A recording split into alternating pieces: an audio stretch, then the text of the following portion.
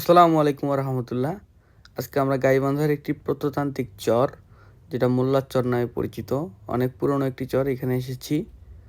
রাখালরা সারিবদ্ধভাবে মহিষ চড়াচ্ছে, তো দেখেই বেশ কৌতূহল হলাম, ইচ্ছে জাগলো যে মহিষের দুধ খাবো আজকে। আমরা এখন সেই রাখালের বাড়িতে। এটা কিসের দুধ? এটা মহিষের দুধ। এই দেখেন, সাধারণ দুধের থেকে এই মহিষের দুধটা কত বেশি ঘন।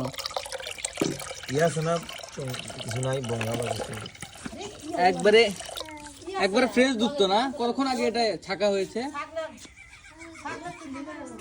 কতক্ষণ আগে? 11টার দিকে। তো এটা গাইবান্ধা নিয়ে যেতে যেতে নষ্ট হয়ে যাবে না তো? আসলে অরিজিনাল।